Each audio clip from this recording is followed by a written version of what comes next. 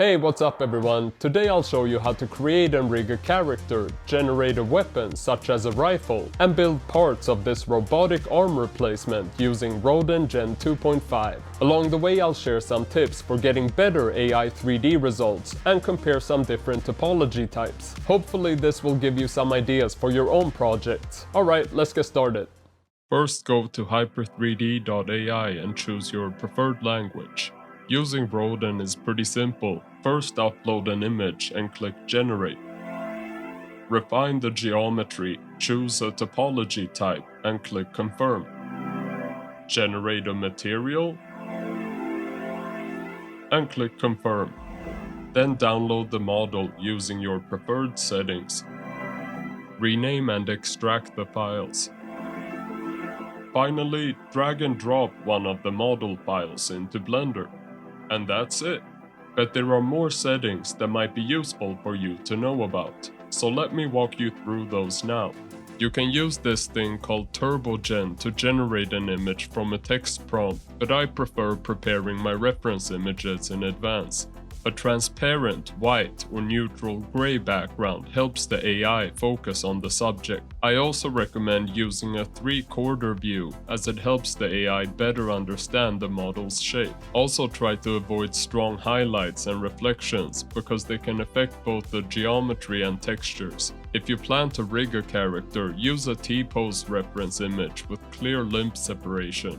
When using a transparent background, make sure alpha is enabled. You can also upload multiple reference images from different angles if you have them. The thinking effort setting lets you balance generation speed and model quality. Extreme low is useful for fast concept testing, while higher settings focus more on detail and cleaner surfaces. I'll use extreme high since some of the new options are only available in this mode. You can also generate multiple results at the same time. Every generated result is a little bit different. There's also a preset system that lets you save and reuse settings that work well for your workflow. Finally, turn on private if you don't want other people to see your models, and then click Generate.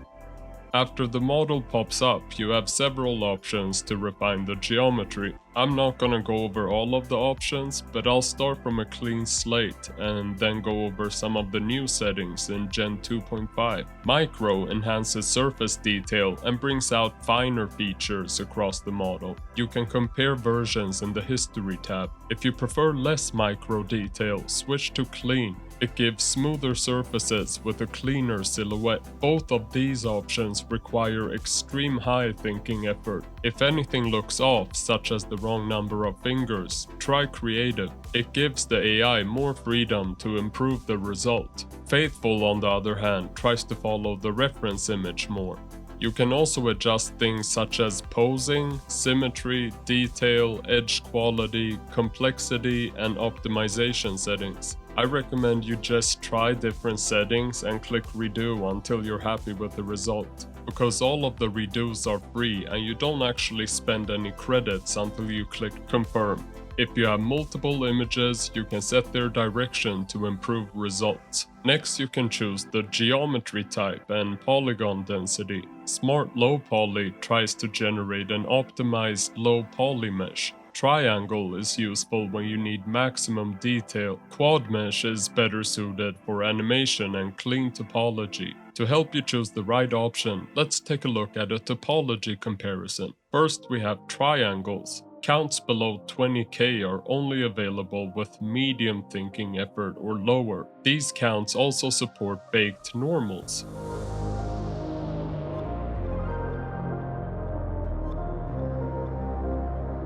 Only 20k supports baked normals at higher thinking efforts, but the visual difference is quite small. Beyond 150k, it mostly comes down to how much geometry you need for your particular workflow. The highest counts are mainly intended for hero assets and extremely dense geometry workflows. Next, we have quads. From 1K to 4K quads, the results are extremely low poly. If Rodin makes your mesh symmetrical when it shouldn't be, try enabling force asymmetry. However, asymmetrical designs can skew the topology when using quads. All quad counts support baked normals, with additional counts available through the slider.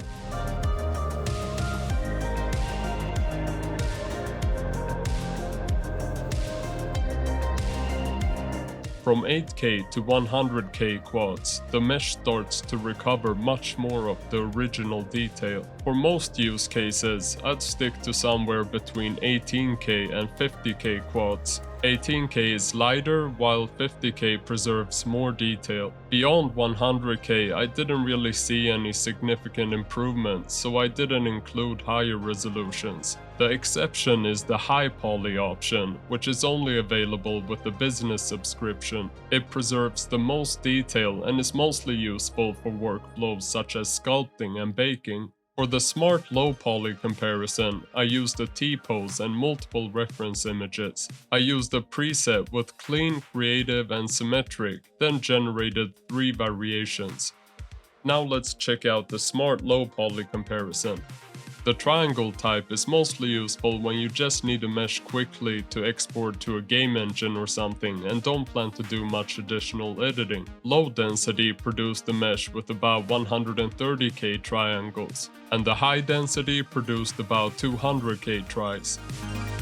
The quad type is useful when you need clean topology for rigging and animation. The low density version gave me about 50K quads, and the high-density version gave me about 70K quads. I was actually impressed by how well Smart Low Poly simplified the dense source mesh into clean topology. Unlike the standard quad option, it handled asymmetry without skewing the topology. Here are the same models with the level 1 subdivision surface modifier applied. They subdivide cleanly and provide an excellent base for rigging and further editing. I'll be using the Smart Low Poly quad type with high density for my rigged character. Now let's move on to the material. When generating a material, you have a couple of options. The PBR temperature slider decreases or increases the complexity of the material. I recommend always having HD turned on for higher definition textures. Face Restore is useful for fixing issues with faces, and D-Light tries to remove unwanted shading and reflections.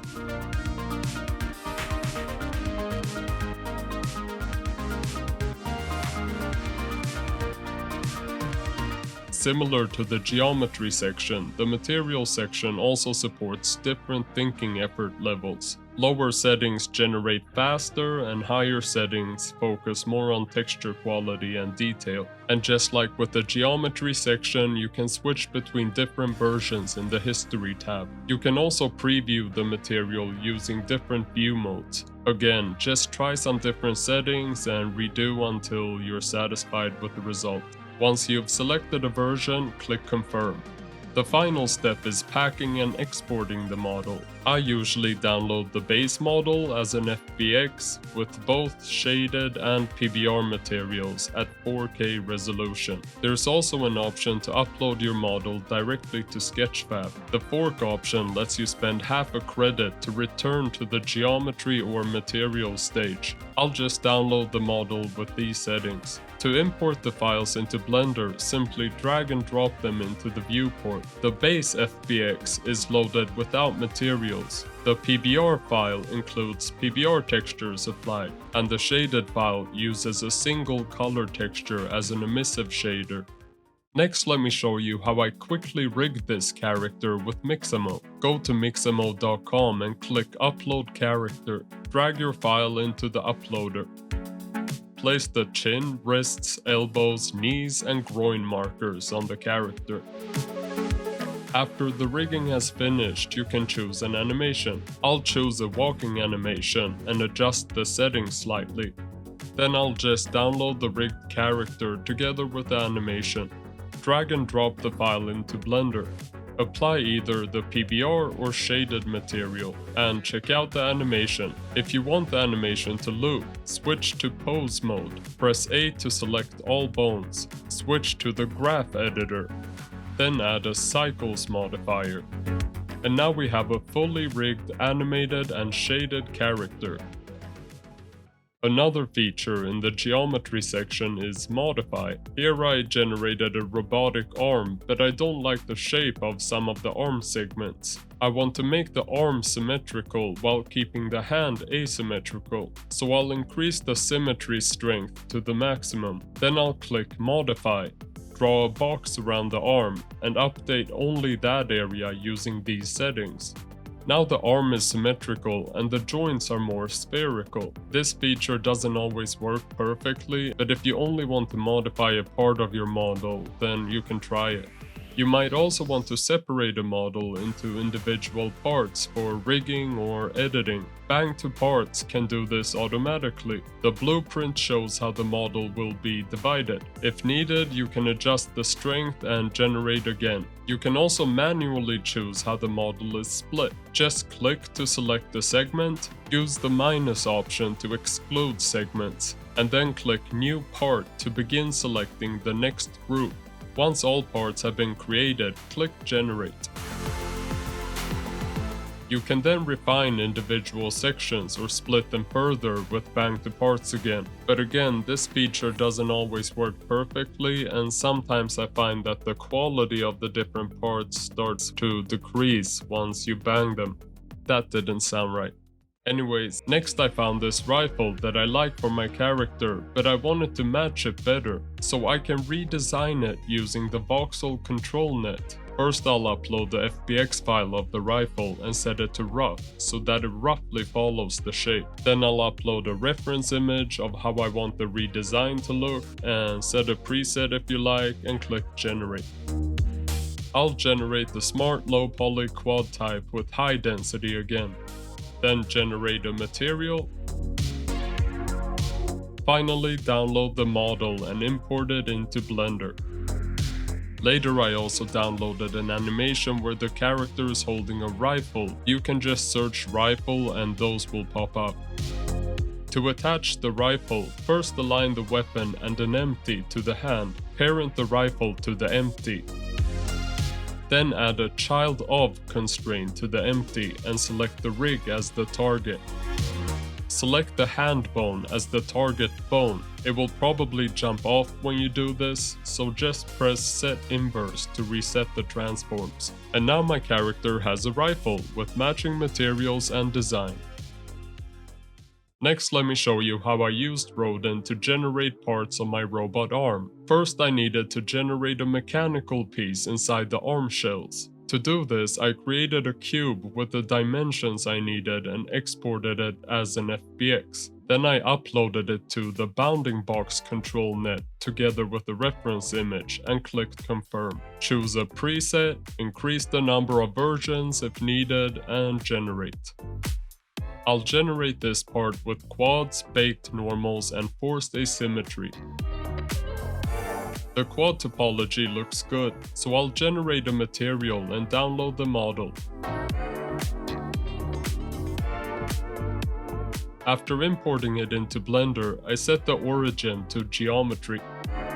Then I snap it to the location of the cube. Finally, I scale it down and parent it to the arm bone on my rig.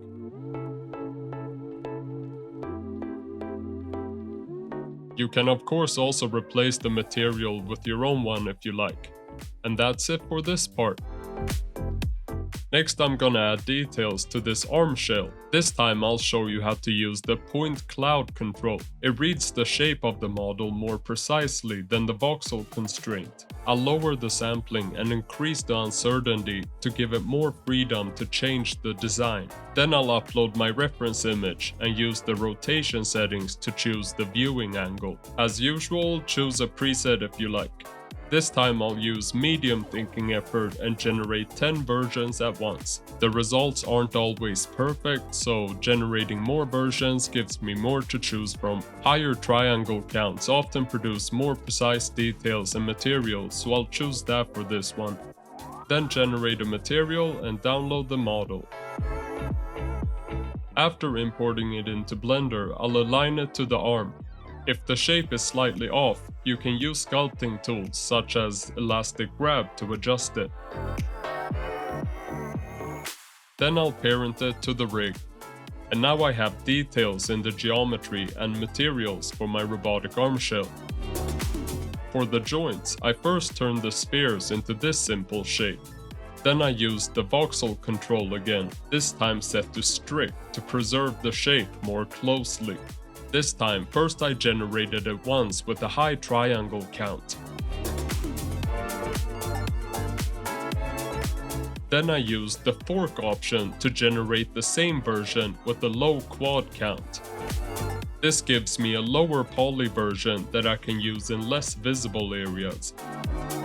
Back in Blender, I can replace the larger joints such as the elbow and wrist with the high poly version. Then I can align the low poly version to the smaller joints in the fingers.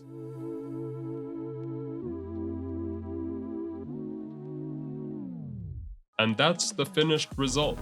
Using Rodin Gen-2.5, we created a character, added a weapon, and built parts of a robotic arm using several different workflows. AI 3D generation is far from perfect, but I hope this gave you some ideas on how you can use it. If you'd like to try it yourself, you'll find a link in the description. In the next video, I'll show you how I integrated the robotic arm into live action footage without motion tracking or motion capture equipment. Thanks for watching, and I'll see you next time.